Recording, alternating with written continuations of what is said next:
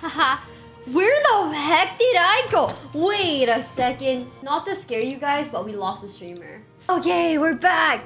And we're here to watch every single Warhammer 40k, WH40k faction explain part 1. There's a part 2. I don't know if there's a part 3, but we're gonna watch. This is every single Warhammer 40k race in kind of a nutshell, explained, Okay. a little bit of explanation, a little bit of lore, a little bit Nice of talking hair. about the tabletop, mostly lore, what they're all about, and also a little bit of background for those of you who just have no clue what Warhammer 40,000 is. Yeah, now, you see, Warhammer explain it to and me, Warhammer like, I 40,000 is have a never universe heard of people this. hear plenty of, but don't know a whole This lot video about. is They see, 51 there's minutes these long. dudes in big power armor with chainsaw swords, and they got these big old green orcs, and there's some bugs over there, and everyone calls Yeah, what the these hell are guys the weebs. bugs? And then there's these spiky bitches over here, and I don't get it. I don't understand. Where do I start? Well, this video is particularly for you, or for those of you who have a little bit of knowledge, but you're kind of curious about each of the different races and factions in Strange. Warhammer. So overall, the Warhammer universe is vast when it comes to but like, lore what are and the bugs background, though? and each Exactly.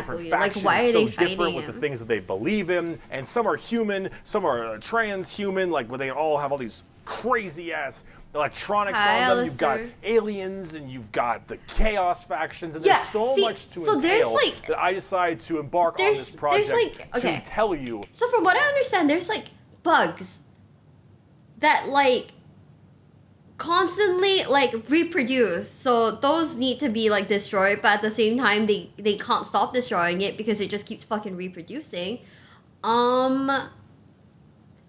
And then there's like the space marines, and then there's like the chaos somethings, and then there's like other aliens. I don't get it. What each and every single one of them is about, and what the Warhammer No, I've never universe played is about as StarCraft. well, to give at least a little bit of an intro to this extremely bloated but very, very enjoyable Chaos world Space that I Marines. and many others partake in. So, I will be explaining every single faction in the Warhammer 40k universe, at least all the factions you can play as, and some smaller factions here and there. I will there's not be discussing wolves? Let's absolutely go. everything in it because that is a little bit Yeah, much. we're learning And I'm not going to go too mega Warhammer deep into 40k the lore. lore. I'm going to give you a pretty solid overview of each of the different factions and have you learn a little bit about them, and we'll discuss a little bit of the tabletop No, as well, I in case you were saw a curious friend about watch that. But for play this the episode game, so I was entirely, like we are discussing kind the of Imperium interested of Man, in playing it, because but that I also takes kind of up want to a learn about the fat lore because chunk like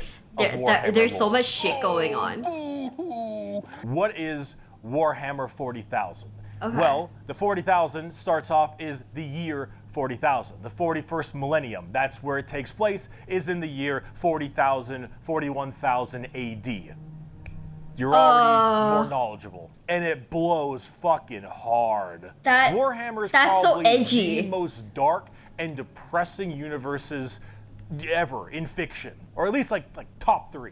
Everything is so absurdly horrible, That's so edgy. destructive, or overpowered that it all kind of ends up canceling itself out. It's like Dota. War rages across the galaxy. Interstellar travel is only possible due to sacrificing 1,000 souls a day to a rotting carcass of a man who you believe to be your god. What? Demonic gods and just demons tear open the fabric of reality on a whim. Planets are deemed unrecoverable and are completely destroyed on a whim. Everything sucks. But that's like the charm of it. See, everything in Warhammer is evil, but being evil is kind of fun. Like, humanity in its own right is a xenophobic, prejudice, and religious zealot group that kill each other just as much as they kill all of their enemies. And they're like mid to high tier evil on the evil scale of Warhammer. No matter who you are, everyone is some flavor, some color of evil. Whoever you pick, you are going to be the bad guy. Wolves? But that's the fun of it. Because being the bad guy is badass. Villains are cool. They look cool, they got cool outfits, they got cool weapons, they got cool armies. Villains are cool, man. I think I get the male appeal now. Honestly, I think I get the male appeal. That's what makes this so charming, is that everyone can be the bad guy. So let's start off talking about the main bad guy, quote unquote, the Imperium of Man. His hair, whack. His gear, whack. The Imperium of Man is the main empire of the human race. All of humanity is under this one flag called the Imperium. And about 10,000 years ago, there was a man. He was the Emperor of mankind, a 10-foot-tall psychic demigod who led humanity across the stars to colonize tons and tons of worlds, create superhuman soldiers, and really bring humanity into a new age. This man, the Emperor of Mankind, was a psyker. And a psyker is like a magician of sorts. In the world of 40k, there is the warp, the immaterium, kind of like hell, but sort of like a purgatory dimension of hell. And a psyker is someone who can take that power and manifest it through their mind to use it to do stuff, like witchcraft stuff, magician stuff, spells, and lots of other things, but we don't want to get too into that. The Emperor, big boy psyker. Top tier, A+, maybe even S. Now the Emperor created a bunch of sons. Yes, created a bunch of sons known as the Primarchs. He created 18 Primarchs to have them lead all of the different legions of humanity to the different stars and plans to help colonize and bring it out. Then this big clusterfuck happened called the Horus Heresy, where the Emperor's favorite son, the Primarch, Horus, ended up joining Chaos and leading 9 of the 18, half I mean, they kind of look evil to Earth in these to pictures, fight down the Emperor himself. Now, if you want to know what Chaos is, remember what I mentioned earlier, the warp, that immaterium, the hellish place? In there relies the 4 Chaos gods. Imagine like Satan and 3 other Satans. The warp being kind of evil, those Chaos gods, that's the reason. And so but is that one kind of manipulated Horus, and then Horus. That's the reason. That one in the corner. The woman one. And so those Chaos gods manipulated Horus, and then Horus helped manipulate all 8 other Primarchs to lead this giant coup directly on the Emperor on Earth. And they fucked up shit. After this huge civil war, Horus died, but not before wounding the Emperor. And right at the end of his life, they put the Emperor on this large golden throne on Earth, in which he is now alive, just barely, but slowly rotting away, powering something called the Astronomicon. They put his ass on life support? Stays alive, and has fed 1,000 people a day. So long as the Emperor is alive and being fed 1,000 people a day to stay alive, you can do that. The moment he dies, system, interstellar travel's gone for all of humanity.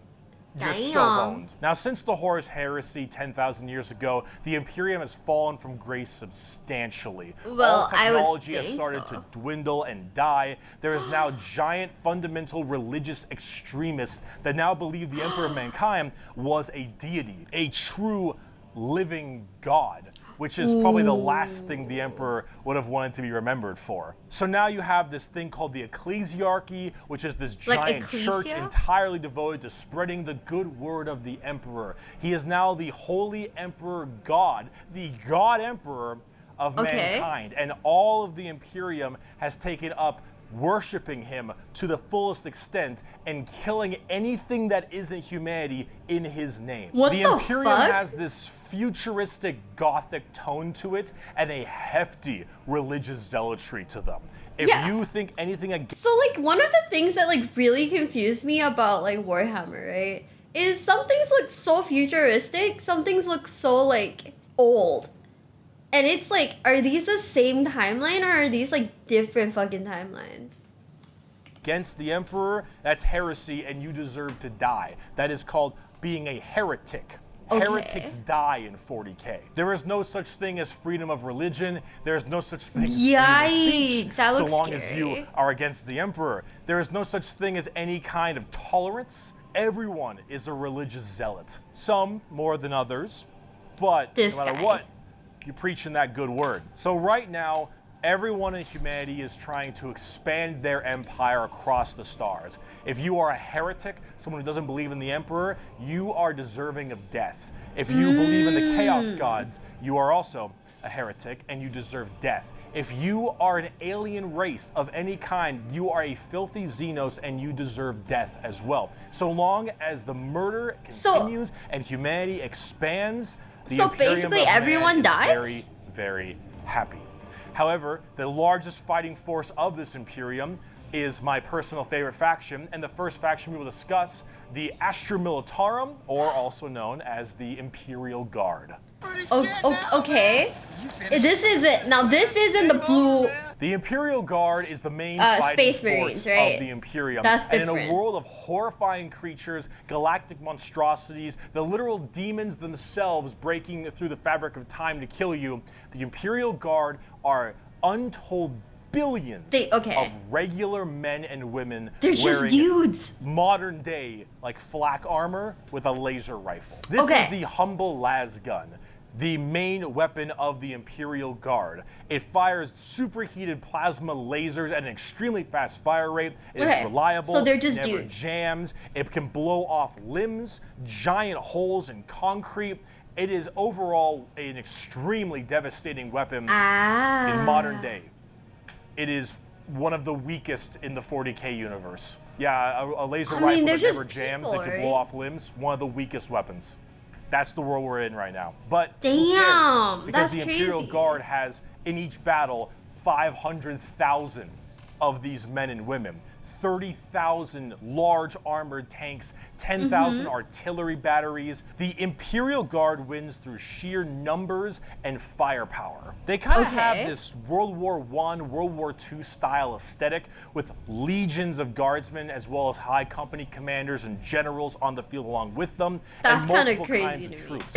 A normal cracking the crust of the planet underneath what is that? feet. Like skull and thing? as this barrage continues, hundreds of thousands of guardsmen, a sea of guardsmen surges forward, firing and charging at everything possible while the planet rumbles as tanks roll up behind them. Gunships block out the sun and tanks block out the dirt with the steps and hoof prints of millions of guardsmen. It is through numbers and sheer sundering firepower. They are the first and last line of defense for the Imperium and make up a huge bulk of the battles. The Imperial Guard is also made up of tons of different kinds of regiments. The Catachin jungle fighters live in a death world that's more hospitable than almost any firefight they'll ever get into. So they just have this steroid-looking, giant knife, Rambo Predator-looking sons of bitches where nothing is anywhere. In the same universe where there are like, where there's magic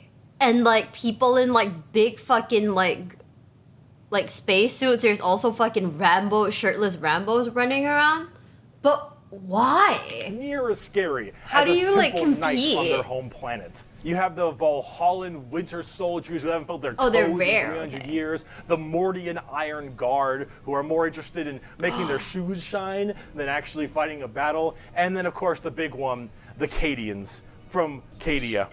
What and if the you fuck mention is that? No. Out at 15, and you'll fight. If I were a soldier, you told me to fight that thing, I'd be like, fuck you. Your first I'm going to bed. At 16. And if you mention Cadia, you will burst into an unrelenting amount of tears and sadness like I do daily. To quote, I have at my command an entire battle group of the Imperial Guard, 50 regiments including specialized drop troops, stealthers, mechanized formations, armored companies, combat engineers, and mobile artillery. Over half a million fighting men and 30,000 tanks and artillery pieces are mine to command. Heretic speak. Emperor, show mercy to the fool that stands against me, for I shall not. The Imperial Guard are my personal favorite faction in 40k. They're the army I collect the most, the ones I enjoy playing the most, and the one I enjoy in the lore sense a lot. That's so edgy. Oh my god. A regular man with a laser rifle being told to charge. Damn gamers, how do you not cut yourself on all of this edge? Doing so for his god emperor. It's just poetic. They actually represent the main Imperial Guard tactics pretty well. Large amounts of artillery that doesn't require a line of sight, lots of tanks, tons of infantry, drop troops, and gunships. I feel like I understand similar to how they sound, though a little how bit romantic this would be for a guy. And they don't hit a lot. They have a bit of a bad aim, but you don't really care because you're just drowning them in shots. However, okay. if you want more accurate shit. fire and specialization, Hi, we can Frank. move on to talk about Space Marines. Space The Angels Marines? of Death are up Okay. next. Space Marines are genetically engineered super soldiers Yeah, and see- superhumans. They're given extra organs, their skin tissue is toughened, their bones are stronger, they're taller than the average person. They're pretty massive people, and these are the specialized super soldiers that carry out a lot of the more specific tasks for the Imperium. And there's tons of legions of them. In fact, there's one per Primarch. Each Is there a Primarch, pink the one? Emperor's son, as I mentioned before, oversees their See, legion I of know Space the blue one from the game. Like, I know the blue genetic ones, right? upgrade But they like, get I don't know is the based rest. on the genes of said Primarch. It's something called a gene seed. That's what brings them up to this like superhuman level. As stated, each Primarch has their own legion. Robot Girly Man has the Ultramarines. Jagatai Khan has the White Scars. Rogel Dorn has the Imperial Fists. Corvus Corax has the Raven Guard. Oh my There's a god. whole bunch of other side Not the sections Wolverine that are ass also looking. extremely interesting. And This is have a little bit more of a peak twist male than the average fantasy. Space Marine. This is basically like what is that game that everyone played, but then because they decided to ban it, they decided to make it like Sony exclusive or something, the population dwindled. Everyone was all like, you know, for democracy. You know what game I'm talking about, right? This is so like that, but with lore. Yeah, Helldivers. This is like peak male fantasy. You're going in a war, but you're not actually going in a war.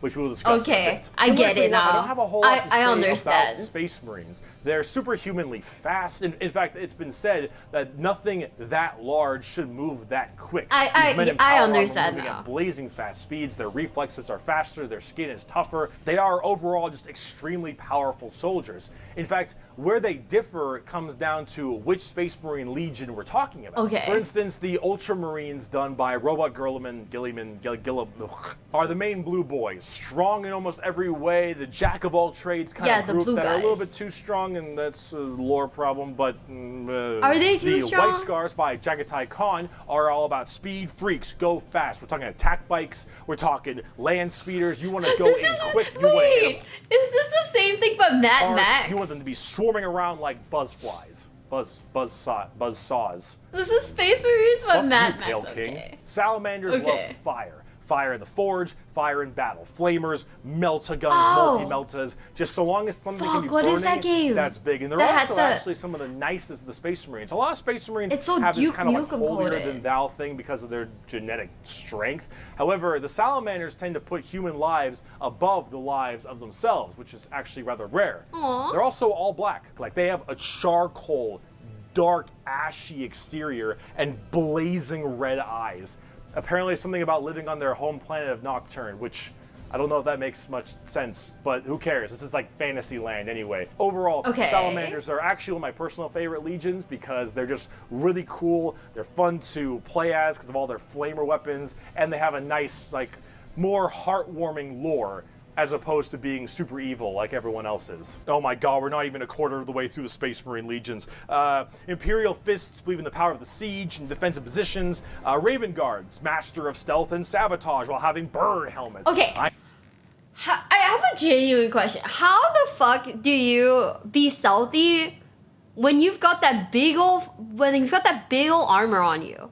How? Iron Hands, masters of machines and vehicles, while being really goddamn good at being sold on eBay after one nerf. Space Wolves, Vikings, and wolves, tons of wolves, and axes, battle axes, fur everywhere. Space Wolves, angry, big teeth. Like wolves. Blood Angels, don't worry about it. Make them want to drink blood and go crazy, called the Red Thirst. They have Cupid wings and stuff, which is a little bit strange, and they are all super gay for Sanguinius. Dark Angels are old school knights and inner circle theme and Death Watch, fancy pantsy anti-Xenos group that that one looks cool. Death Watch, and they look cool though, but no one plays them. I don't know about Death Watch. They're there though. Here, quote from the Emperor himself. So are they like evil? They shall be my finest warriors, these men who give of themselves to me. Like clay I shall mold them, and in the furnace of war I shall forge them. They shall be of iron will and steely sinew. In great armor I shall clad them, and with the mightiest weapons shall they be armed. They will be untouched by plague This is so or disease. guy-coded. No I sickness kind of shall love blight them. it. They shall have such tactics, strategies, and machines that no foe will best them in battle. They are my bulwark against the terror. They are my defenders so of guy-coded. humanity. They are my I'm space genuinely marines, and kind they of like shall know shook. no fear. And on the tabletop, they fuck. Oh, they fuck hard. As of making this video, Space Marines are laughably strong. That might change at some point, but overall, Space Marines just have it's like a Swiss Army knife, a tool for anything you need, except it's a gold-plated like Swiss Army knife. It is I extremely kind of get like the strong. romance behind buying the miniatures. Honestly, I get the romance behind buying the miniatures. I get it. I wouldn't know where to put all of them, but I get the romance. You are actually getting into the tabletop of Warhammer. Space Marines are a great start. Also, whatever gameplay style you have, whether you want to be sit back with long range and heavy weaponry, go fast and run in, or even just full melee, all of these options are totally there for you. Okay. Space Marines Who do you think badass. is poorer? Unfortunately, it's time we start Warhammer 40k, Warhammer enjoyers, or Yu-Gi-Oh players? Honda Civic. So is it any wonder people are afraid In terms of technology?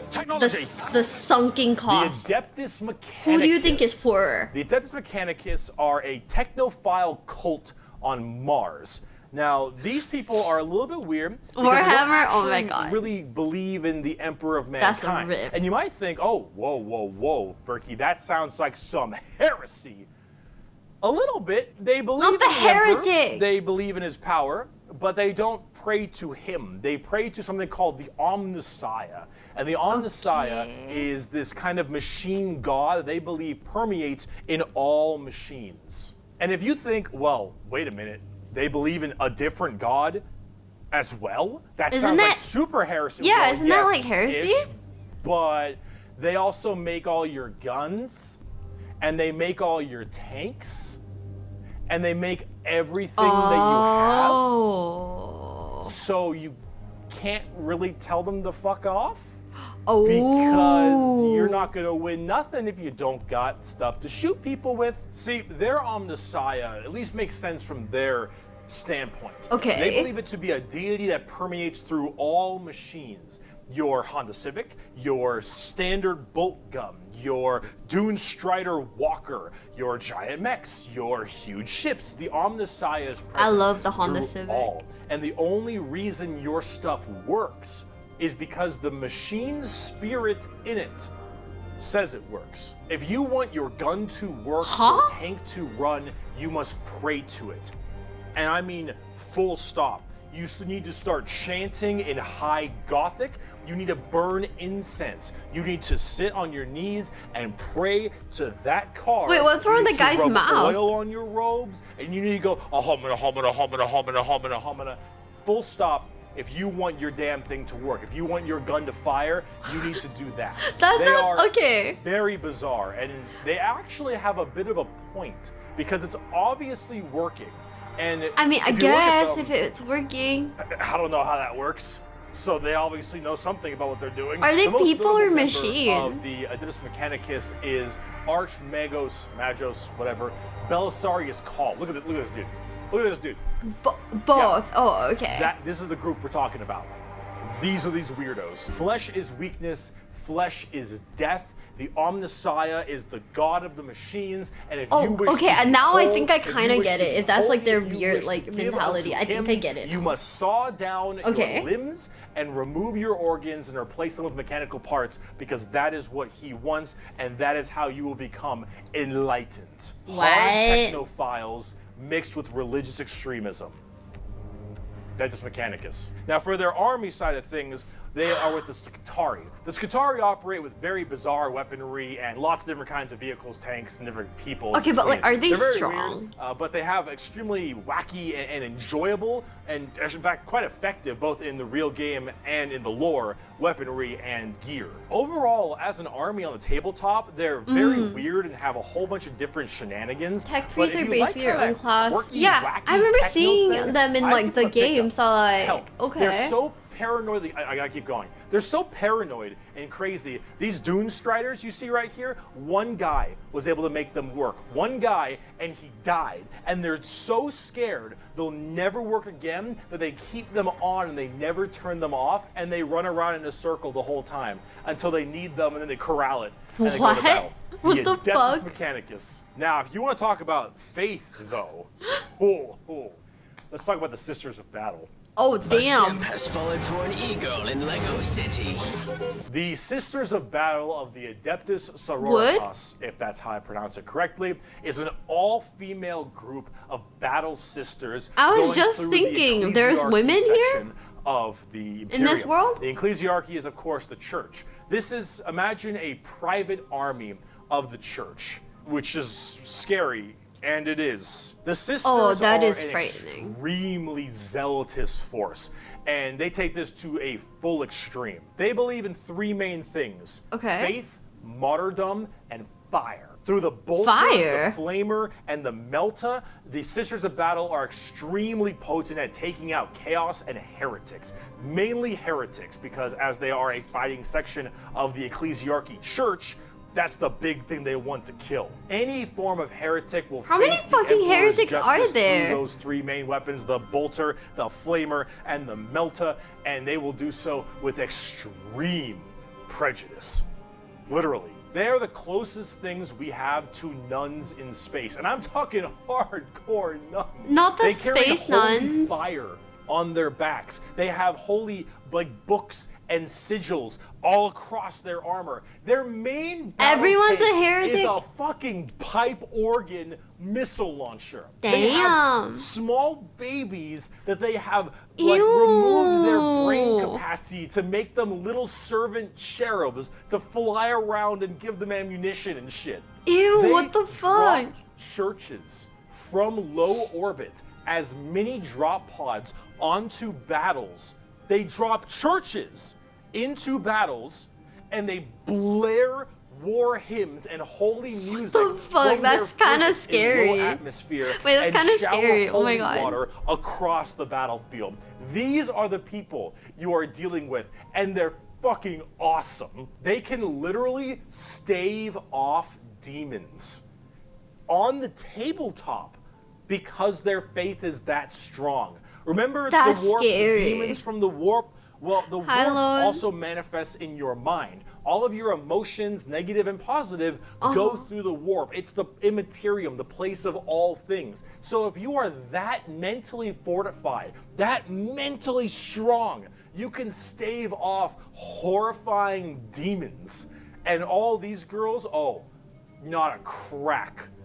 Not a crack in that mental armor. I think they're extremely cool. Do you guys think they're cool? Another army that I'm currently collecting. They just released a whole new line of figures very recently, and they look wonderful. Everything from Celestine, the living, literally undying saint from the triumph of Saint Catherine, which is literally a funeral procession as a model. Those organ tanks I mentioned earlier. This shit is the most over-the-top badassery in a lot of the Warhammer universe, and goddamn it, is it over the top. But Sisters of Battle are so cool. And speaking of burning demons, I can see! I can fight! The Grey Knights are the first army I actually collected back in They're all 7th edition. evil? The Grey Knights are a super secretive and much more old school look at power armor knights, except they are all psychers. I feel like I've seen them before. I've seen like pictures of them before, but I might have like mistaken them for like 1,000 guardsmen, there's one Grey Knight. For every 10,000 Sisters of Battle, there's one Grey Knight. For every 1,000 Space Marines, there's one Grey Knight. Grey Knights are the strongest of the strong, both in mental will and absolute just strength. These are Space Marines that are all high-level psychers. All of them able to specifically do one goal, the magic and guys. that is kill demons. The Emperor believed that the demons of chaos were the #1 threat to the Imperium, and he probably is right. However, this group is entirely based on doing that through a myriad of tactics. Okay. Coming from the planet, or I guess the moon of Titan in the Sol system, the Grey Knights are thrown through extremely rigorous training and are as clear of mind and soul as they possibly can be. Since the demons of the warp are the warp and your mind projects to the warp, people can go insane very fast, especially lower level psychers. These Grey Knights need to be able to harness the warp in the presence of demons and stay perfectly sane. One of their characters, one of my favorite characters, is named Castellan Crow. He has a demon blade, the black blade of Mahamahama, and he has to have it on him. The demon blade of what? Because it tempts everyone nearby, constantly beckoning them. Use my power, use my strength, suck my penis, whatever the possibility. And so he has to keep it on him all the time as this thing whispers to him. Damn, bro, has that shit on lock. And he has to stave it off forever, being alone in his chambers or on the battlefield, because anyone who gets too close to it might be tempted. I don't know who that is yet. He is that pure of heart and mind, and all the characters in the Grey Knights are basically like that. The only issue is that but the Grey Knights have a scorched earth policy, more ways than one. If they're fighting demons, demons corrupt and make people crazy. On the tabletop, they're very strike fast, strike hard kind of people. They teleport all around how do you the place. play the tabletop They're fast strike groups, small amounts of models because they're so dang strong. You only have so many characters, but with it, you get in there, you're very tough, very tanky, you hit really hard, and you try to bounce around the battlefield quickly, but you don't have numbers. I will not be getting into like Warhammer. Like really damn Warhammer. They're fun though if you like that kind of fast striking kind of army. Oh, and also I have fully understood the limits of my wallet, and therefore I will not be extending it towards anything else. I am the hammer. I am the male about his fist. I am the spear in his hand. Though we are lost, I am the shield on his arm. I am the flight of his arrows. I am the hammer. I am the sword. I am the shield. I am a soldier at the battle. Oh my god, this is such a guy's wet fantasy. I kind of love that. For a space marine. Would you cosplay? No. It looks way too much. It looks way too much work, and it looks like it'd be super hot to be in that fit. Oh Lord, he coming! Do you like gigantic walkers the size of homes or medium-sized buildings? Do you want to kill heretics, but you want to kill like 40 of them per turn? Do you want a gigantic, old-school knight noble house style of walkers with giant chainsaw arms? Then you got Imperial Knights. Imperial Knights, there's not a whole lot to talk about them because they're just gigantic walkers, but they have this old-school, like, house feel to them. Like, literally, like they're a house. Not the fucking house. Each Imperial Knight comes from a house, and each of them act in their own special way. These behemoth of walkers also destroy almost everything in their path, killing full swaths of squads in a couple shots, stepping on legions of troops. Like, these things do not mess around, and they look so cool. Imperial Knights and Chaos Knights. Okay, but there has to be like a limited number of them. They're just super. Yeah, they're big, basically fucking like Gundams. And they look different depending on your house or Chaos God you currently believe in. And overall, these things are just really cool if you want to murder everything in your path. Okay, but like, what's the bad thing about them? Let's talk something about a little bit different, a little more. What sucks about them? Gold. If guardsmen are regular soldiers, Space Marines are super soldiers. Damn. Grey Knights are super soldiers. The Adeptus Custodes are super soldiers. They move slow. The Adeptus Custodes are the third major army I own. I know 3 armies. I know I got carried away. Okay, but that's all. I only have 3. Okay.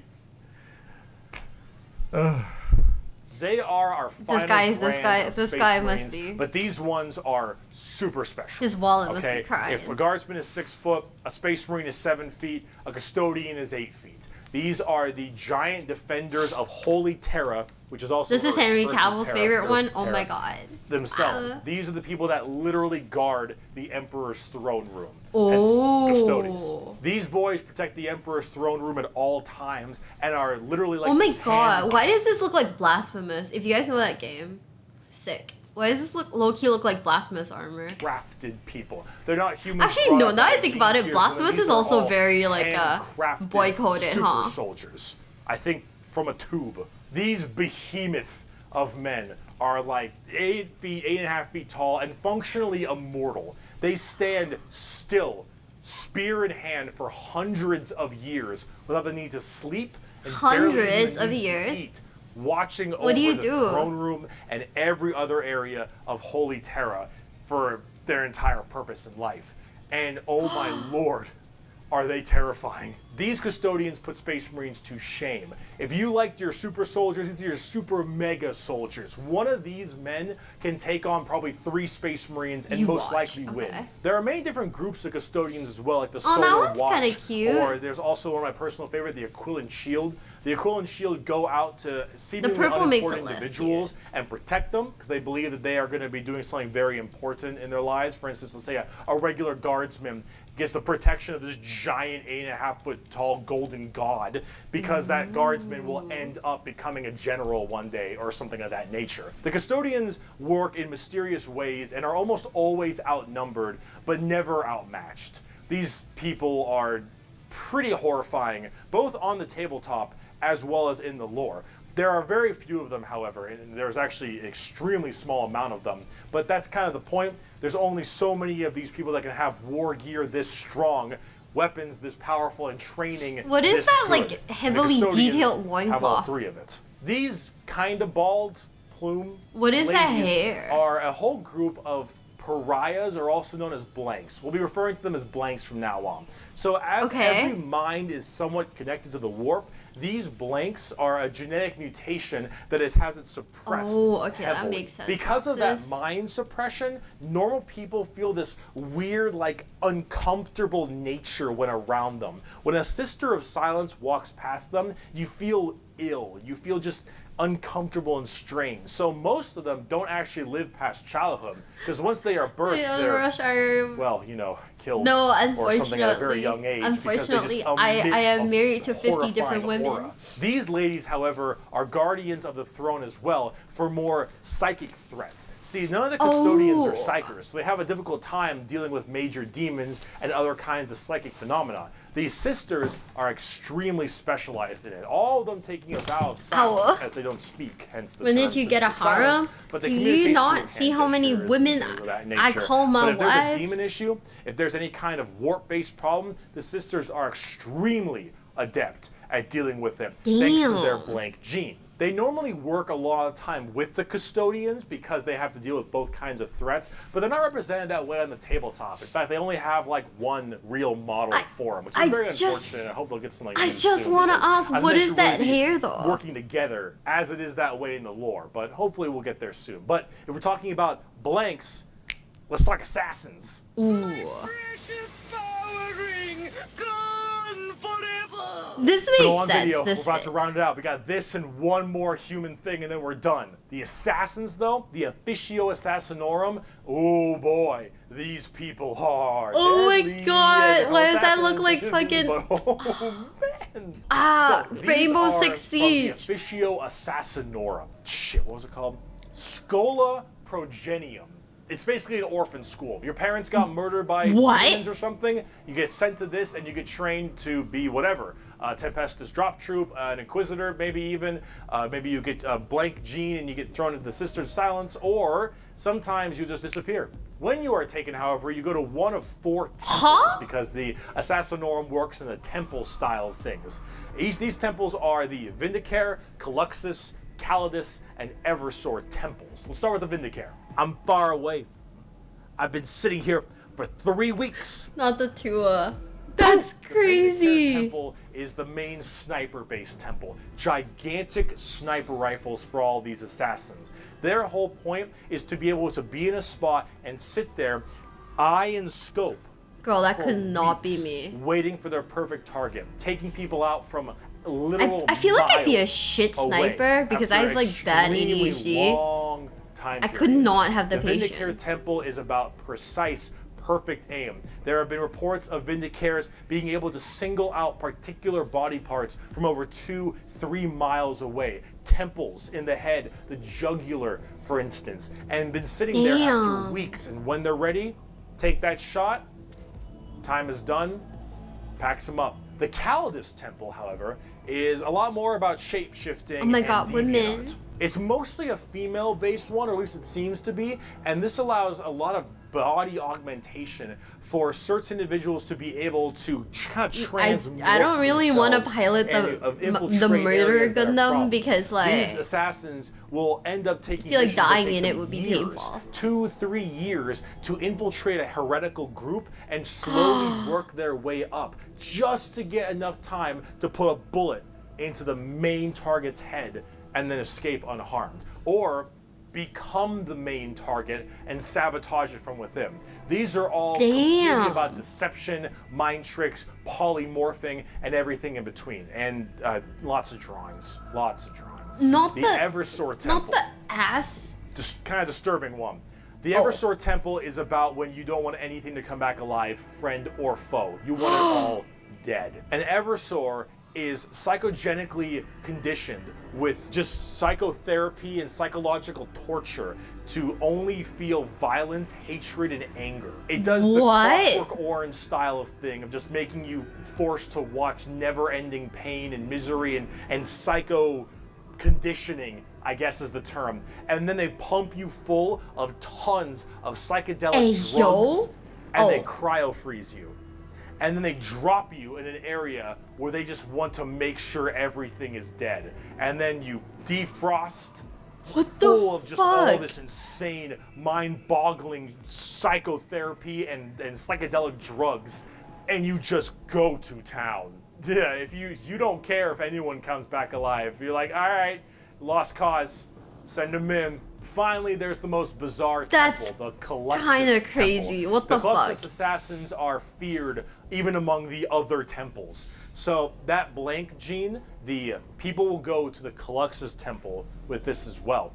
And this is where they can harness that to be massively anti-psyker or even just anti-regular people. They are seen with extreme fear and distrust among many, many people. They are described by the Eldar by quote as being pure evil. Imagine that uncomfortable feeling from that blank gene I mentioned, and then imagine them being taught and given equipment to amplify it by 100. If normally regular people feel uncomfortable, now they are basically akin to being a siren wailing directly in your ear. Scary and if world. You're a psyker, oh no. The sheer presence of a Calypsis assassin is enough for you to tear your skin off. You will rather gouge your eyes out and rip your nails off than even being near this person. The Calypsis assassin is when you want psychers to literally lose their minds. This and they will go on scary universe. Oh my god. Down because it is a suitable choice over being anywhere near you. Okay. Let's talk about the last human faction. We can round this video out before we do part 2. The Inquisition. And we have a lot to talk about with them. I don't know if I've got good vibes. Oh boy. With a name like that, I don't know if I've got good vibes. With the Inquisition. Take every secret police you can think of. The KGB, the Gestapo, the CIA, FBI, any of these kinds of people. And then mark it up by about 10. Do any of them have good vibes? And give them the most power in the entire Imperium. No, what? You know what? They all have different specializations in what they're trying to go for as this Inquisitor. And that's what they're called, Inquisitors. Each of them, as an Inquisitor, has their own free reign to do as they wish. They may have a ship and a crew. That's and they go out to find problems and interrogate people a lot. They are above the law in every department over Space Marines. Now, the Space Marines might argue against them and stuff, and there might be a lot of blowback, but technically they are above them as Inquisitors. They are looking to investigate and figure out coups and cults and demonic incursions and possible Xenos issues like Genestealers or a new threat coming into an area. They're about learning that stuff and actually doing detective work. And memes aside, they're pretty good at it. The Inquisition having all of this power does make them a little bit power hungry and frantic sometimes. And yes, it is still a bad thing, but most of them are pretty good at their job. And they spend a lot of time being very diligent to make sure that all of these leads they follow are proper and correct. They're basically space detectives with just enormous power and sometimes a bit of a power complex. And we haven't even talked about Exterminatus yet. Exterminatus. Space detectives are kind of crazy. A planet unfit to be saved, I deem that this planet is demon infested and taking it back will cost too many resources and is not worth it. I have now committed exterminatus on this planet. I will now sign the death warrant of an entire Imperium planet, as it is unfit to take and better to be destroyed than allow the enemy to hold it. This can mean saturation bombardment. This can mean cracking the planet's core and breaking it apart. Doesn't matter. Render this planet inhospitable to all life. Yes, the innocence proves nothing people are the only people who can choose this planet must die in its entirety. Yeah, you're playing the villain. Now, it is memed a lot, but most Inquisitors are very rare to do exterminatus. Exterminatus is a very crazy thing. There's only so many worlds that you don't want to destroy all of them. Now, naturally, with the memes aside, there are some people who are a little bit rough on this one. But most Inquisitors generally don't like to do exterminatus a ton, but it is an option they have. And it's a crazy option when you think about it. Secret Police Inquisition are unfortunately not represented on the tabletop very much. You generally kind of put one in your army if you feel like it. You have a couple special options there and some side content. Yeah, I but they're can't not imagine really fleshed out very well, Oof. and personally they need a lot more stuff put in there, and they really need a lot more effort put into them, and they're not quite where I want them to be. Overall, the Inquisition makes for a lot of the best storytelling as well, basically because it's a little bit hard to talk about a big story of a whole bunch of Space Marines killing something, right? It's just a big battle story. It's not as interesting. Having that intrigue and that moral dilemma that an Inquisitor has makes for a lot better media. And honestly, the more people do it, I think it's better, because then it adds a little more humanity to the Warhammer horrible, horrible grimdarkness. And wow, we just finished the humans. All right, come back for part 2 when we talk about Chaos and Xenos, because we got to talk about the 4 Chaos Gods and all the Chaos Marine Legions and the Tau and the Necrons and the Orks, and oh boy, we got a lot. I'll see you in part 2. Okay guys, it's time for part 2.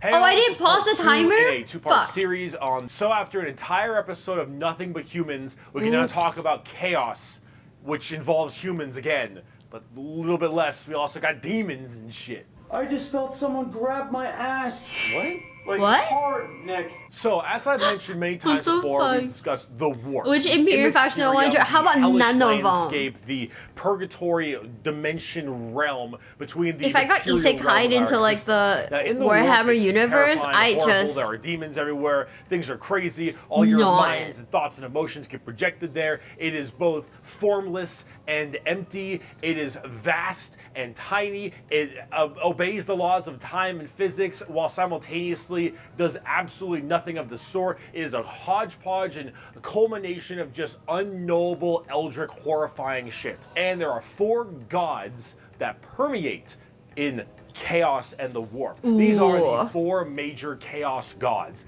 And if we wish to learn about chaos, we need to learn about each and every single one of these chaos gods. First up, we have Khorne, and he is the easiest. Khorne is your classic Satan.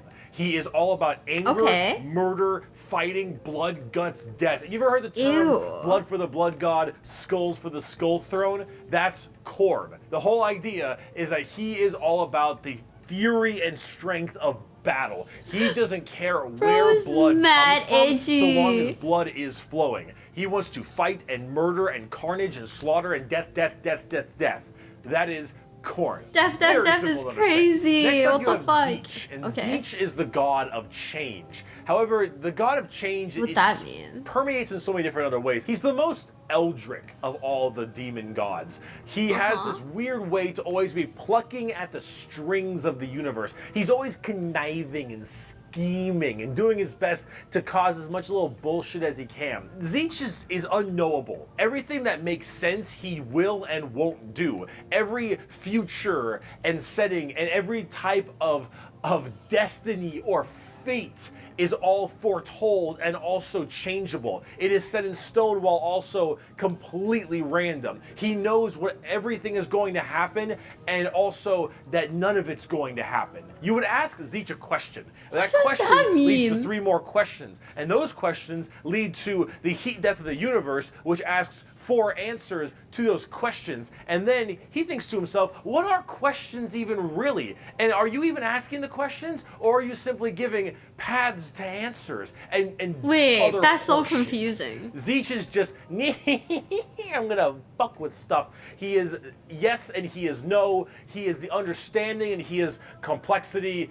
He is unknowable. And that's what the God of Change is about. Very bizarre. And he likes birds a lot. I don't know why. Next up, we got Papa Nurgle. Papa Nurgle, he loves you for who you are. Probably not. He will murder you just the same. But Papa Nurgle is about rot, pestilence, he's me IRL. Yeah, you confuse the fuck out of me. He is the end of everything. Him and Tzeentch do not like each other very much because where Tzeentch represents change and adjustment, Nurgle represents stagnation and death. He is all about miasma and pestilence and large bloat and pus and organs and people just being sedentary, sloth. He is the idea that everything will rot and decay and die. Nothing is certain besides decay and death. All of us will end up the same way, broken down through just sheer never-ending decomposition. So the joke that Nurgle always loves you is generally because of that, because we all end up the same. We all rot, and we all die and wither. That's Nurgle, and he's got a general theme of course, pestilence and different kinds of diseases and sickness and things of that nature. That's generally Nurgle. He's pretty easy to understand as well, and he chunk. Finally, we have the youngest of the Chaos Gods, and that is Slaanesh, also known as the Prince of Pleasure or the God of Unspeakable Excess. Slaanesh is generally referred to with sex, but it's not only sex, it's just that's a good avenue if you want to make stuff. Slaanesh is just the idea of the senses of the body being cranked to not just 11, but more like 17. So we'll discuss Slaanesh a little bit more when we talk about the Eldar, because they done fucked up, but it, or whatever, is mainly about just the excess of emotions. No, Django, not like this. Therefore, sex is generally a large part of it. However, it's mostly pain. That looks scary. What the fuck? Torture, wait, I don't like that picture. Oh no. Lots of drugs. Lots of drugs. Slaanesh gets off on everything. Extremes in happiness, extremes in sadness, extremes in pain and sadism and masochism. And of course that goes along with the sex part of it as well. It's generally referred to with sex because of the color scheme, very purple, lots of exposed genitalia. A lot of their models have like exposed nipples and stuff. And that is generally the theme you go for from a physical side, but it really embodies everything. Mainly pain and also the excessive amounts of emotion. So when it comes down to it, you'll find a lot of them have things like spikes or whips or any kind of BDSM style gear because it is unspeakable excess, the Prince of Pleasure. Everything oh my excess, god. To the point where it is just sheer frightening. That is Slaanesh. You see, you keep trying to do that, bestie. It's not gonna happen. But as we talk more about the Dark Eldar layer in this video, you'll understand it far, far better and far more than you'd want to. Now, you might be thinking, why would anyone ever want to join Yeah, they're Chaos? basically they all Hellraiser. Horrifying, screwed up, and just frightening things, right?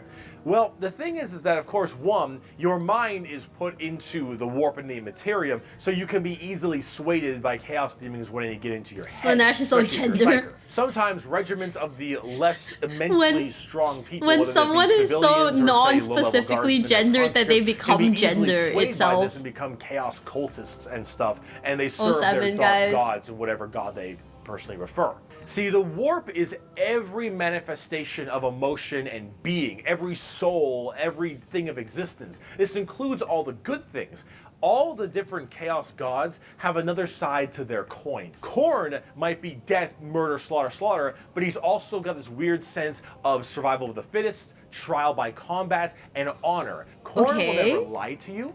Khorne will never stab you in the back. Khorne isn't about conniving and scheming. Khorne is about straight up mono, you versus me, get in the ring, we're gonna murder each other hard right now. Okay, no, this is so guy coded. What the hell? Him and Tzeentch generally don't get along because Tzeentch is that conniving schemer, but he's also about the idea of hope. Where there is change for your predicament. There is change for your problem. The hope of the galaxy, the ability to bend the world to your will, the idea that your fate is not set in stone, but in reality that you control your own destiny and can control it whenever you want, the changer of ways. Okay. That is Tzeentch. And of course, Tzeentch and Nurgle hate each other because while Nurgle does represent stagnation, death, and decay, he also represents finality.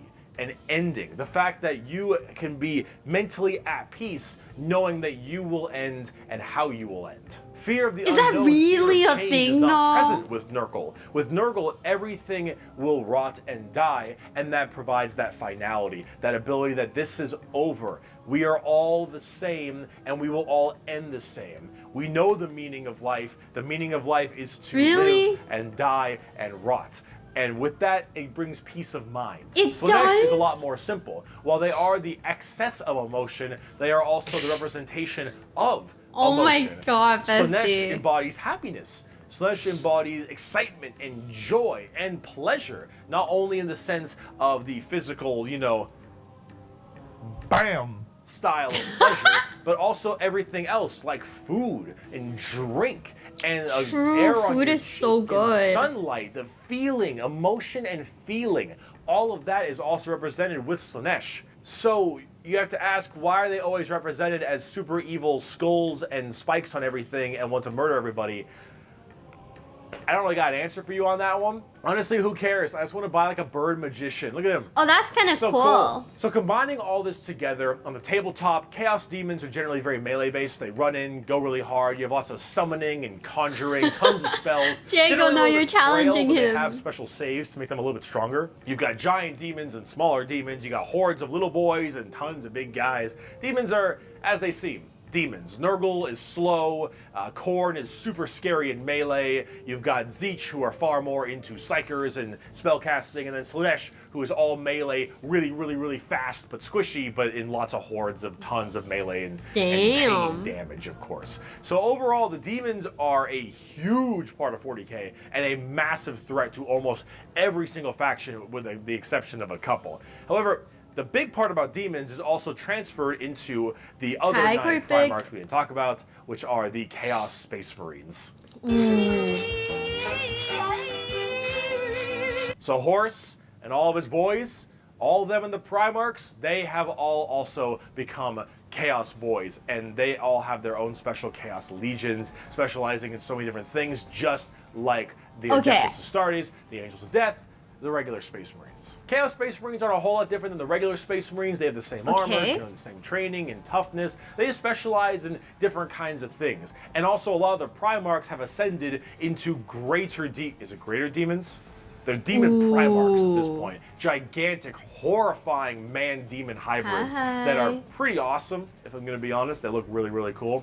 But them and their associated legions that they are part of are all kind of going out there and causing a large ruckus for everyone else. Considering the raw strength and firepower of a legion of Space Marines, imagine that entire legion just converting to chaos and immediately fighting you. It's generally pretty horrifying. There's a lot of them, so I gotta write them down. But you've got the Emperor's Children with Primarch Fulgrim, loyal to Slaanesh. These people, they are some messed up people. They're just sensory overload, tons of drugs, tons of torture. And I think Fulgrim is a demon Primarch right now, and oh god, I am terrified to see what that man looks like, at least on the tabletop, because Emperor's Children are not good people. You've got the Iron Warriors, which are kind of like opposite of the Imperial Fists, with Primarch Perturabo, I believe is his name. They're Chaos Undivided. They just kind of serve chaos in a general aspect instead of choosing one of the 4. But the Iron Warriors are big on the siege and fortification, and they're basically this shit might give me nightmares the Imperial Fists are a major rival.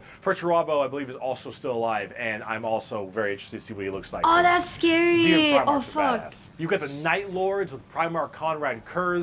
Conrad Kurz is dead, which is good because he's a sick fuck. But the Night Lords are generally about terror, terrorizing people, and terrorism. They're generally about fear, and rightly so. You've got the World Eaters with Primarch Angron still alive, also excited to see. That's Angron, scary. if you think you've known an angry person, Angron is the angriest son of a bitch you will ever know. Angron removed parts of his brain that didn't make him angry, so he could be angrier. Angron. What does that even mean? You've got the Death Guard with Primarch Mortarion. They actually have their own special codex and their own major army on the tabletop. Mortarion himself is actually one of the models, and look at him.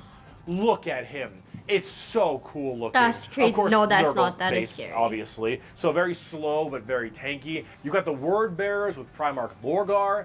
Lorgar is, I believe, still alive. I don't know what's up with him at the current moment, but the Word Bearers are generally the people who caused all the major problems in the beginning.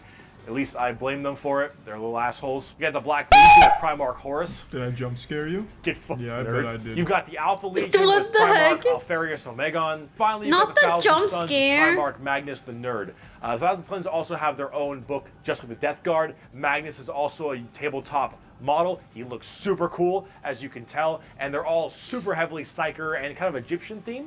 They look pretty neat. But overall, with all what's with the whole Egyptian theme thing? You can play as a lot of different ones, but the main ones that you can really work at are standard Space Marines, Chaos Space Marines, as well as the Death Guard and Thousand Sons, as they are the most fleshed out, especially on the tabletop at least. The saddest part is they're mostly right. Chaos is basically unkillable.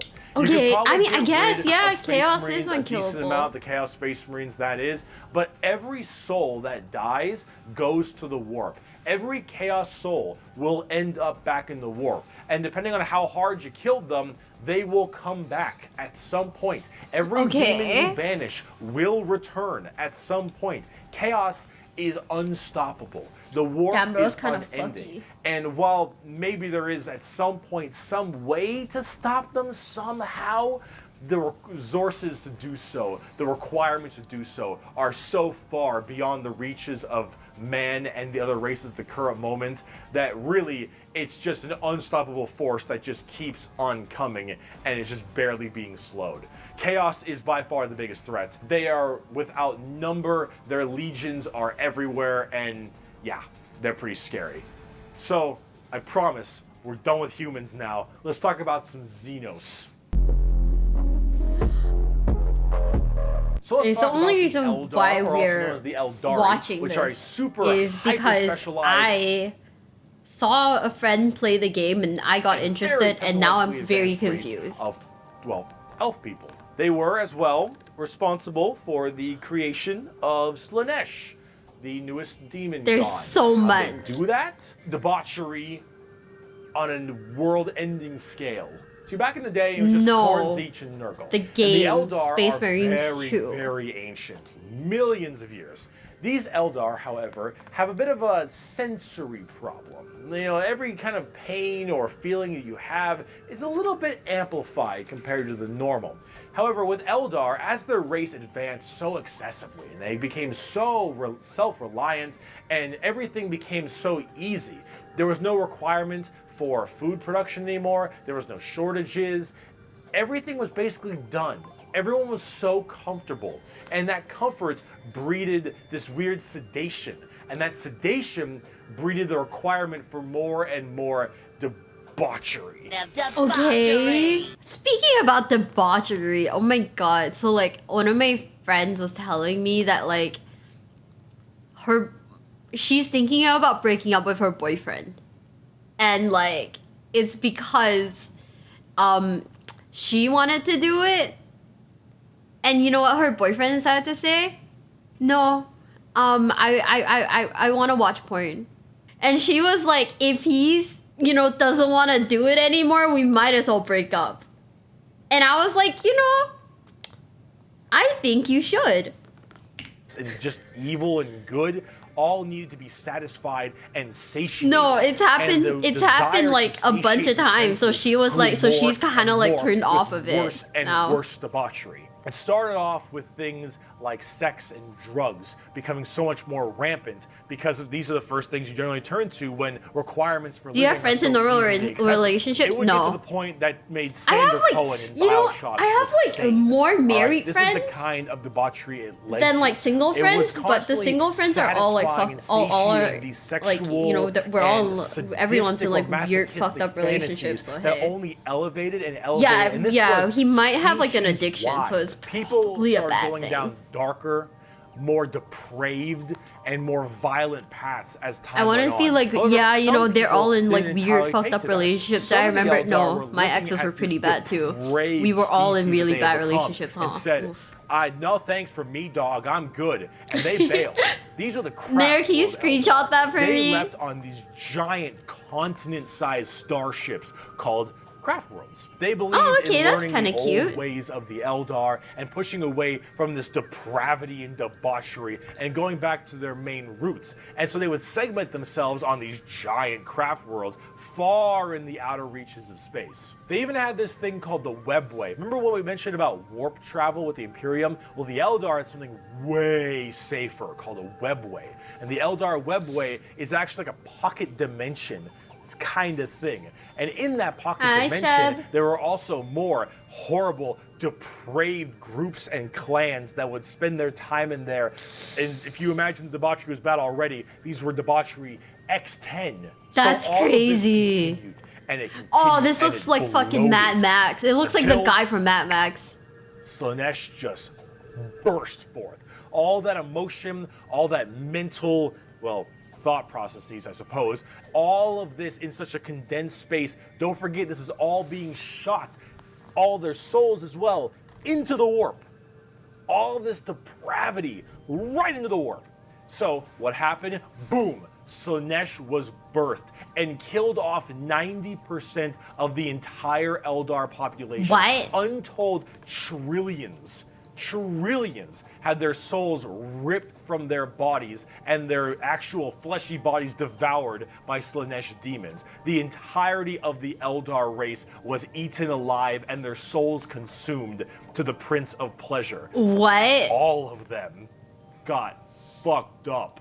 It was so bad that it literally ripped a warp hole into the fabric of the material called the Eye of Terror. That's literally this like quasi-horrifying gateway portal from the Materium and the Immaterium right next to Cadia. And it is horrifying.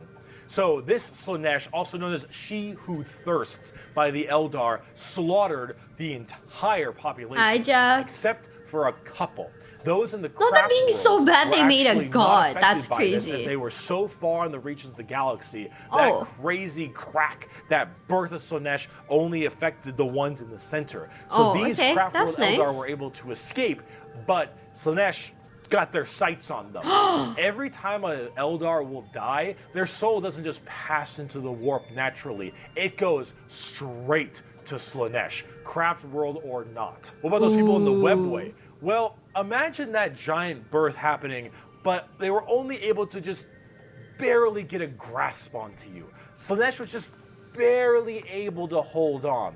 These people are the Dark Eldar, or also known as the Drukhari. The Eldar population right now is so massively small. It is minuscule compared to any of the other most of the other populations in the universe. The Eldar are consistently having issues trying to get their population up because as their souls are constantly being hungered by from Slaanesh, they realize their entire species is doomed.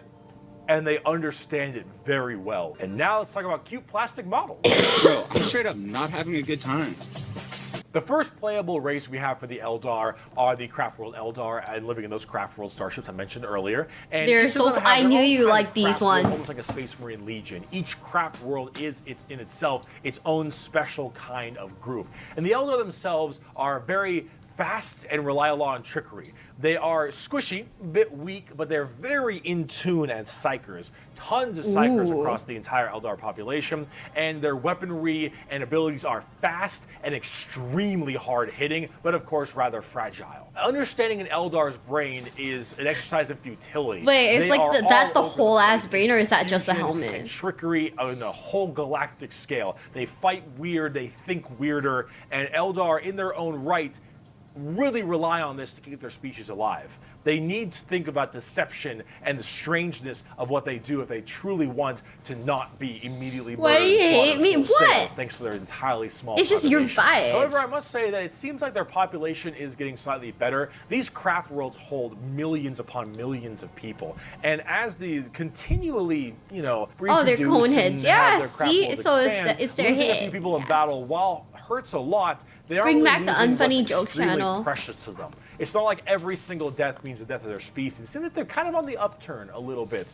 They're still a doomed race being sucked into Slaanesh every time someone dies, but they are definitely doing a little bit better than they were before. Okay, Eldar that's are good. Fast, cunning, and what they don't make up for in tankiness, they make up for in extremely advanced weaponry. They also call humans Monkai, which is something I mentioned earlier. That is a derogatory slur for humans in the Warhammer world. Why is it called Monkai? Well, it's because you can't, in your game, call people monkeys. Oh. On the tabletop, exactly what I said. Not very tanky, generally pretty squishy, hit like trucks. Oh my god, they're like yellow. Fast, hit hard, die fast. Exactly how it sounds. Let's talk about the dark. This is the one you guys like, huh? Episode of how fucked up is fucked up. That's fucked up. So those people I mentioned, that's the one you guys like for sure. Super deranged cults and the depraved people of the Eldar. In the webway, they didn't quite get a hold onto them. Slaanesh has them, but it has them on by the pinky finger, and they're slowly being consumed by Slaanesh. But they found out they can stave her off by doing Slaanesh things. The Dark Eldar are by far the worst, most horrifying, disgusting, depraved, and brutal race in all of Warhammer 40k. These are entirely a group of people whose full purpose to save their species from extinction, to go into planets, raid them, and take as many slaves as they possibly can to torture them for 1, 5, 10, 20, a million years, because that torture will keep them from dying. They look very BDSM style too. They definitely have a lot more spiky bits, and they have a lot more of that kind of leathery black look to them. But let's say you are an upstanding Imperial citizen, living life on a regular planet. You get invaded by the Necrons. The Necrons will shoot you with a deatomizer, and you will be destroyed in a millisecond, and that's it. Oh, that's fucked up. You are invaded by Chaos Marines or something. You take a bolter shot to the head or a chain sword across your stomach, and you get cut in half. Painful, but not the worst. The Orks arrive. Yeah, they I guess beat you to death. That's not the worst. But, whatever. Tyranids, they eat you alive. It's pretty rough. The Dark Eldar. This is going to get a little graphic. Oh, wow, he's got you panties pray on. you die. You don't. You are instead taken as a human slave. Your life will be endless work and agony, 24/7. They will make sure you can't not die, as your pain satisfies them. They will hook you up to all manner of torture devices. They will inject pain-based stimuli drugs directly into your nervous system. They will slowly run razor blades across your skin. They will fillet you and just pull out your teeth and your fingernails one by one. They will remove your appendages and your skin and wait for it to grow back so they can do it again. They will murder and torture and use the R word, it rhymes with grape, your entire family in front of you, and do the exact same thing to them. You yourself will also be rhymes with grape anywhere and everywhere possible, and this will occur for 20 years until you are no longer satisfying to them. And then you will be contorted, crushed, and twisted into some form of trophy, a fleshy trophy, or a ring, or a couch, or a TV stand, or perhaps a wonderful hat, while you are, of course, still alive and breathing. And you will become a moaning, fleshy trophy for eternity. And that is what happens when you are taken by the Dark Eldar. They are the most depraved, most horrifying race in all of 40k. They look the part, and they do it so they all don't die. They are literally forced to do this, because if they don't, Slaanesh's grip will get harder, and they will have their souls pulled away. So long as they keep doing this, Slaanesh is like, "You're doing good, man. You're doing solid. You keep that shit up, you elf-eared bastards." That's the Dark Eldar. That's the Drukhari. They are horrible. On the tabletop, they're actually kind of like Eldar, but more extreme. They are even squishier than the Eldar, but they hit generally even harder. Fast attacks, skirmishers, really quick, speedy, like get around them, do a lot of damage, get away kind of stuff. That's most of the Dark Eldar. Look up the definition of grim dark in a dictionary. You'll find a picture of the Dark Eldar. And Sev from Public Commando. Let's talk about the Harlequins. Oh, that one's scary. What's the matter, Andy? Don't you want to have some fun? The Harlequins are a bizarre race of Eldar. They're demonic clown performers. They're like a weird mix of Sander Cohen from BioShock and Jin from League of Legends. Not Jin from League of Legends. They're artists of death and perfecters of their craft. They do not belong to Craft Worlds or any of the weird Drukhari people. They guard something called the Black Library, which is this giant tome of never-ending knowledge deep in the heart of the Eldar webway, and also guarded by their god named Kegorok, I believe is how you pronounce his name. He is the laughing god, but it's the Eldar's laughing god? And these are the Harlequins, the Harlequin clowns. These are Eldar clowns, okay? So imagine the things that an Eldar, these depraved individuals, would find funny. And this is the god of that. It's a horror clown. These are gods of horror. Oh my god. Us normal people. For I just them, watched like, Terrorizer 3 and I like have to shower with like the door open. Difficult to describe. They've escaped the ruinous powers of Slaanesh somehow, but their main thing is guarding that Black Library. And the Harlequins just... they're demon clown performers. They're barely any models on the tabletop. I didn't know what it was. My friend was like, "You want to watch?" I was like, "Hell okay." Clowns. I'm not sure. And then now I like sleep with the light on. It's too easy for an Eldar and shower with the door open.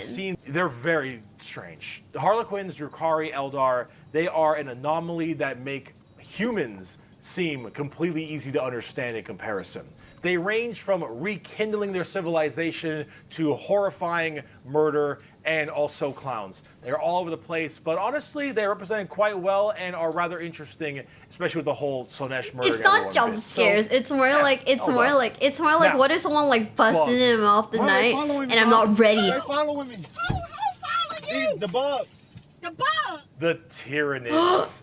Now, you want to talk something a little more fun, a little more simple than all this crazy Eldar shenanigans? Let's talk the Tyranids. They're bugs. Do they look like Zerg? Hell yeah, they look like Zerg. You want to know why they look like Zerg? Because they were actually supposed to be what Zerg were. Apparently StarCraft was supposed to be a 40k game in the beginning, hence why they look so much like Eldar, Zerg, and the Imperium of Man. Like kind of Space Marine-y. Those Marines, huh? They look a little bit Space Marine-y to me. Maybe. I don't know. They are probably the least evil faction in all of 40k because all they want to do is eat shit. They want to nom the entire galaxy. They hangry and we food. Also, this Tyranid hive mind has a presence in the warp. In fact, Tyranids in their own right have a massive presence in the warp. They have a thing called the Shadow in the warp specifically, where when they are coming in to invade a planet, they have this weird ability to kind of cut off the warp. No, it's okay. We can wallow in sickness and how together. do you get help across the stars? Well, you need the warp because you need that for interstellar travel. It is so with people cold right unable now. to call for help from the Tyranids, these are just easy pickings. And an entire giant Tyranid hive fleet comes out of orbit and just will massacre, absorbing all that biomass and turning them and all of their other Tyranids into even more advanced monsters. They come in so many varieties too, all based on what is important. Tiny little ripper swarms for scouting and having little dudes. Are Tyranids like a little less worse than everyone else? Because like I get why Tyranids are evil. They hangry, they hungry. Also, I paused it at a great time. Look at the position he's in. Yeah, they're bugs. They're like hungry, hangry, so you know, them wanting to like nom nom makes sense. But like, thank you, Mac. They want to kill everything. Yeah, like they're simple evil. It's not like all the way to it's not like oh fuck. Oh, I just hit my knee. Okay, it's not like they're like oh yeah we're gonna kill you because of like human problems. So I'm hungry and I want to eat. You know, it makes sense. Checks out. Am I good? Swarm war. Emotionally, no. And their physically, giant yeah. battle fleets, and even something as crazy as the Hierophant Bio-Titan. The Tyranids come in all forms and sizes depending on what they require. They are extremely good at anti-biological weaponry. There is no way you can plague them or blight them. They have extremely strong armor, carapaces and such.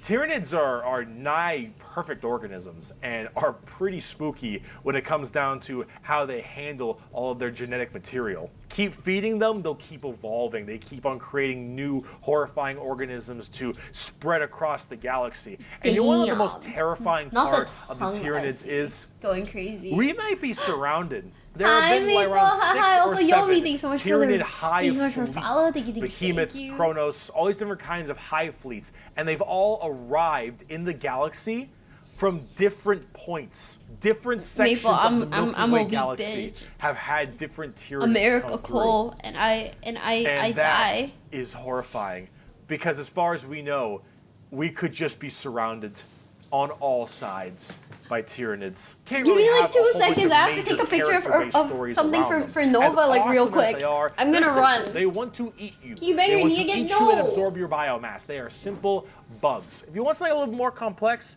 talk Genestealer cults. I can have all the pot I want, I get around faster than walking, and wherever I need a seat, I can just sit on my balls. And these are called Genestealer cults. An entire world of the Imperium can be turned into nothing but servants to the Tyranid masters just by infecting them and screwing with their genetic code a little bit. They also have this cool like Mad Max look. Which is really oh my neat. god, they are definitely one of the ate bigger the threats of the bugs, Imperium, so their besides heads chaos. became big. Oh my god. The Imperium. Thank you guys for the gifted subs. But I think it's cool as the Orks. I love you guys. Thank you so much. That means I'm super fast. Orks, orks, orks, orks, orks, orks, orks, orks, orks, orks, orks. Orks. I love orks. So, yes, the green monsters, the green tide, the green skins. These orks, they are in fact a race in 40k. The orks are as exactly what you expect them. They have archaic weapons, they're big boys, they have axes, and they have got big old teeth, and they want to kill everything, and there are so many of them. The only reason they haven't taken over the entire galaxy is they can't stop murdering each other.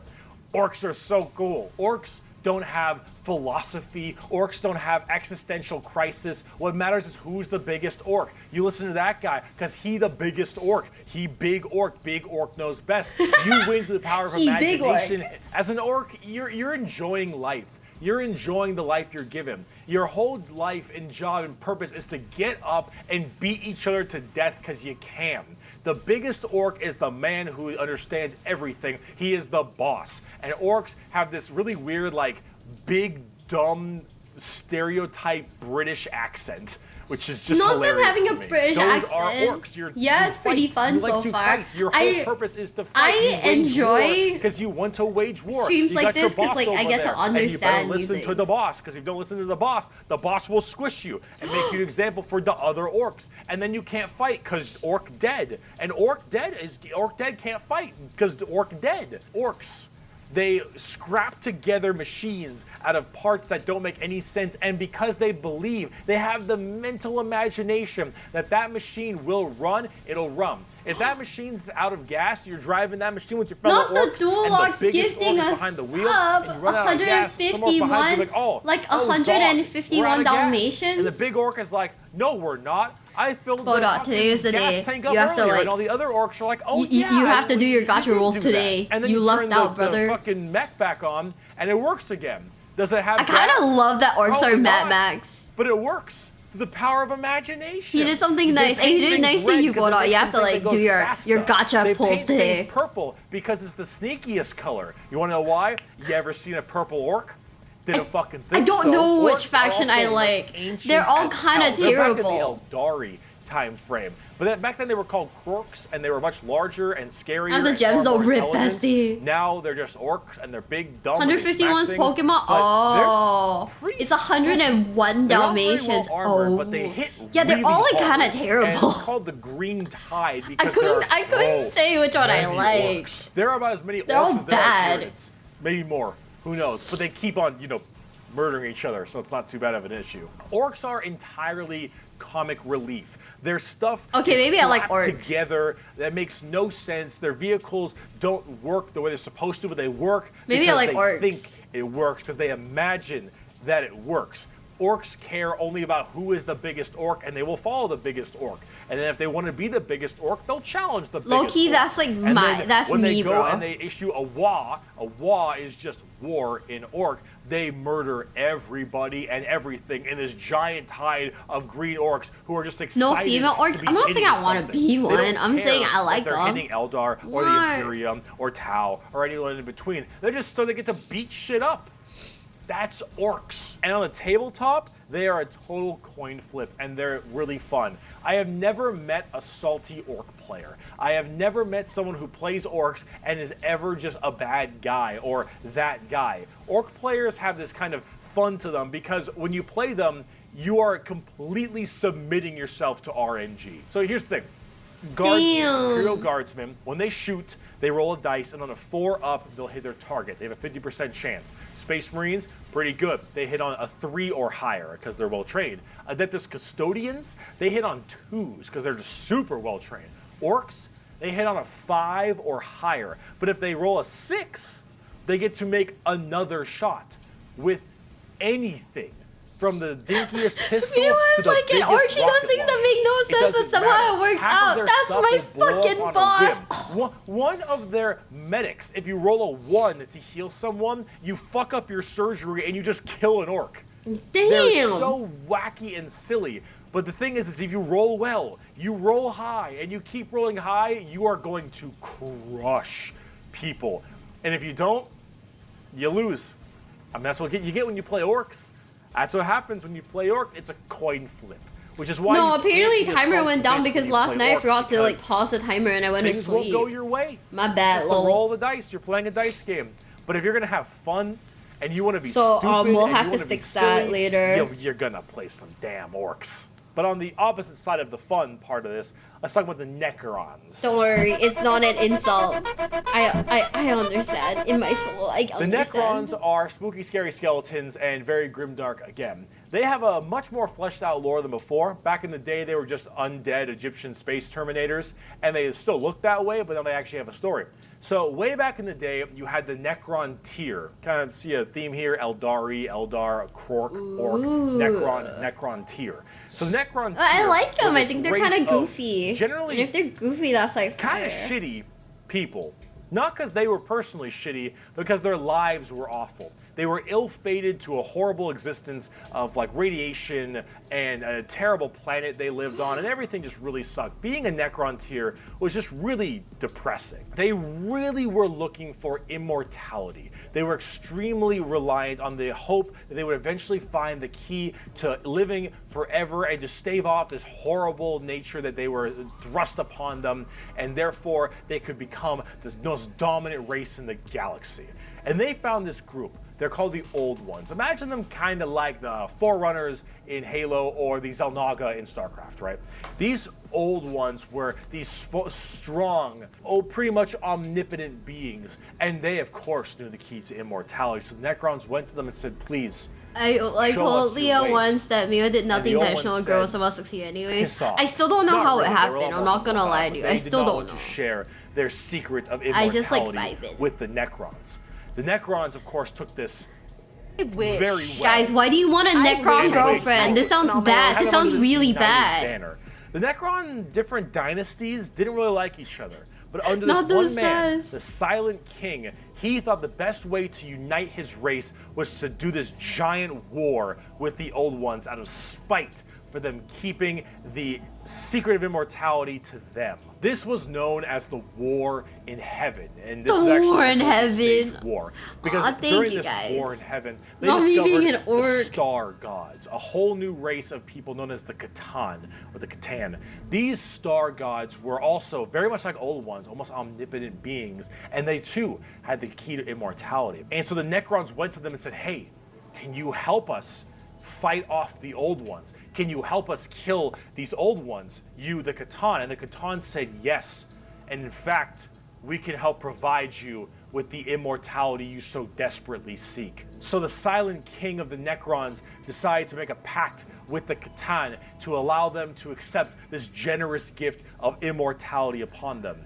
But this, of course, had been a horrendous trap, and the Necrons were dragged in chains to this biotransference where their flesh was stripped from them, replaced with nothing but a metal hollow shell, as their souls were ripped from their body and fed to the Catan. And the Catan I'm confused. Up. They got chonk on the souls of the Necrons. As this was their plan all along, they consumed the flesh and souls of the Necron tier and turned them all into unwilling robotic slaves just to serve their will. And then, with their new-founded Necron army, they pointed their guns at the Old Ones. That does not sound good. Their domination of the stars and their genocide, complete and full genocide of these Old Ones. The Old Ones did their best to stave it off. They even created other races, the Eldari and the Orks, to try to fight off the horrifying Necron army and the Catan above them. But there was absolutely no possible chance for them. And the Old Ones were absolutely extinguished across the galaxy. Their entire race completely removed. 07! 100% genocide. However, during all this, the Catan, so just infatuated with their victory, started fighting each other for fun, for sport, and for small differences, doesn't matter. Wait, the Catan with these what does this guy look like? Oh, he looks like the Yu-Gi-Oh card! He looks like the Yu-Gi-Oh card! These overpowered people, they're gonna eventually hit each other at some point. And as they began just menially fighting each other, the Eldari and the Orks actually started pushing on the Guardian's like head is shaped different. He's got that like whole like spiky bit. Continued, this is when the Silent King, who retained his consciousness, decided to leap into action and start a full-scale revolt against their Catan masters. And this revolt was an LVK joke? As the entire Necron army was surged off to destroy these Star Gods. I'm sorry, I'm not privy to the LVK just after suffering horrendous losses, I'm a casual LVK enjoyer. And they took these Catan and they blasted them. We're reacting to the Warhammer lore. It's just very confusing. Thousands of shards and entrap them in giant stasis vaults. Gotta subscribe to Daddy. I am sub to him. To the Necrons. And with the Necrons, I need to watch more. I need to watch more. What is it? They realized that soon their race was about to be attacked by the overcoming new races, the Eldari and the Orks. And so what they did is they retreated into giant stasis tombs in order to preserve their energy and their strength for when one day they would be reawakened and they would be able to rule the galaxy. This looks like the Star Wars guy. Theirs. And then some dingus Adeptus Mechanicus guy diddled with a green console, and now the Necrons are back, and they see all these primitive races on their lawns, and they think, get the fuck off of it. The Necrons are back. Not to get the fuck off my lawn. And they are here to reclaim the galaxy that they so rightfully believe is theirs. Okay, wait. If Necrons are like the most advanced, are they like kind of the Egyptian coolest? Skeleton robots that when they die, they just get right back up because they keep on reanimating. Hard to kill. Tons of crazy stuff. You can use the Catan themselves as units to fight with. It's pretty cool. The Necrons are one of the 3 major events in 40k. The Horus Heresy, the Fall of the Eldar, but are they and the hot? Awakening of the Necrons. Are they all hot pretty men? substantial events. And the Necrons themselves are pretty dang cool as well. Necrons are also pretty smug. Trays in the Infinite especially, a little dickhead. Damn. But speaking of dickheads, last race, let's talk the Tau. We made a fucking Wookiee. The exact Not the we made a Empire is fucky not Wookiee. entirely understood. However, a long time ago, many thousands of I years heard ago, because I came running. in the No, 40K we weren't world, summoning that is, you. some We're Imperial talking about the navigation Tau. vessels were going around through different areas, and they saw a primitive race, blue people, smacking each other with sticks and stones. They thought, nah, dumb Xenos race, who gives a shit, and they bailed. Then this giant warp storm occurred right in that major area, unable I to love be her super reached. duper hate. Then, Okay. once that warp storm 6,000 years later subsided, hello, those little sticks. Well, they decided to actually have no war of any kind and all just unite together under one flag of the Tau Empire. And now they have gigantic starships and Gundam robots and lasers and railguns and mechs, and they are here to ruin your day for the greater good. That is generally the Tau Empire. They have this kind of feeling of this homogenous group. All species can go underneath the banner of the greater good. The greater good is their idea of the fundamental increase and help of all. In fact, they are most likely the most like the Covenant in Halo, where they have the overarching prophets, being the ethereals, who are actually kind of dicks and like to pull at strings a little bit, but then you have all these different races. Oh, they're the closest to the good them, guys. and they all so they're a little fucky in this wucky. big group as this large, foreboding race that tries to spread their weirdly pseudo-religious The fact that the influence humans are across the evil. galaxy. The alien is not intrinsically evil. Do not hate him. Is pity him, his ignorance. Interesting, because like you know how understand his usually differences humans and like equate in him most like with media his humans are always like the good inadequacies. guys. Only then will he accept his place in the greater good. That is generally the Tau. And if you're kind of wondering like what their mainly big shtick is, well, they're all about big robots and mechs. They have laser rifles and rail guns. They got giant mechs with tons of missile pods and heavy rail rifles. Oh my god, it's and rail gotten guns and burst cannons and ion accelerators and void shields and all this stuff. And that is generally what the Tau's all about. But you're probably thinking, Bricky, this doesn't sound that evil. This doesn't sound very grim, dark Warhammer. And you'd be right. The Tau Empire really don't have that much of a horrifying, grim, dark style like anybody else. They're much more younger, new age thing. In fact, they're probably a lot less evil and a lot even better than they are now back in the day, because they liked having like that good guy faction. But a lot of us who really like the dark, depressing style of Warhammer, they don't like it that much. So, see, the Tau get a lot of hate, and a lot of that hate isn't necessarily unjustified. It's mainly from a tabletop perspective, but as you can see from all the visuals I've shown you recently, they don't really fit in the 40k universe very well. They lack that super dark, dramatic, kind of high gothic level the Imperium has. They don't have the weird kind of like grungy stuff that Chaos or say the Orks do. And the Necrons and the Eldar have their own specific style as well. The Tau really do look like something out of Gundam. And while it isn't necessarily a bad thing, it does definitely not fit too well. There's that.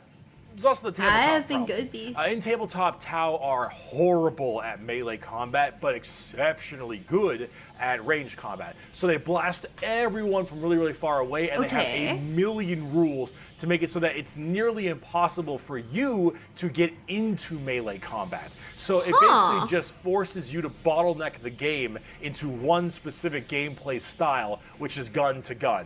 And if you're doing gun to gun, they're going to win every time, because they're the Tau, and the Tau are really damn good at shooting. So it's one of those things that make the Tau generally rather hated, and a lot of different reasons for that, both from style and such. But this is actually one of the things I wanted to end this video with, is that the Tau, while they have their issues, Tau and purple pigment, that's iconic. Playing them. You pick what you think they is mind cool control people in other races, they're like. lesser of in evils. Warhammer, I guess, I mean, factions like, get better as and long they as get you're not worse, that they fucking, grow, like, dark and then they elf. fall. You should Race, only I think be it's playing what you good. think is cool. You like the look, you like the models. If you're talking tabletop, that is what you should be going for every time, is what you think is badass, because things change all the time. It's like but the universe of Warhammer has so dipping much your going toe for it. Every into faction like has something interesting. a pond of Every like character bad has things, a story, you know? and there's a million stories to be told. The universe is vast and exciting, and while it is dark, depressing, and horrible, that is the damn charm. And out of everything I've told you in these two videos, if anything you can take away is the reason why so many of us are so into this series and why we like it. If there's so much. one that I don't Because like, it's the so one where it's variety, women with like such the an weird expansive hair. universe, and so much that can be done. You can find yourself having a pretty great time. Thank you so much for watching this video. I hope it has been informative to you. It's the one with the weird hair. Twitch.tv/Bricky for my streams. You have like my the Sisters of merchandise site, Silence, yeah. which I was wearing all of my merch, but underneath this, because I had to wear this so it wasn't black or white for the green screen, which is a little unfortunate, but it's fine. If you'd like to see merch, it is in the description. Also, if you'd like to support me on Hating on their hair. Their hair's so weird. It's not my fault. It's not my fault. Oh, this is 4 years ago. Okay, so I guess we are slated for like for something new then, huh?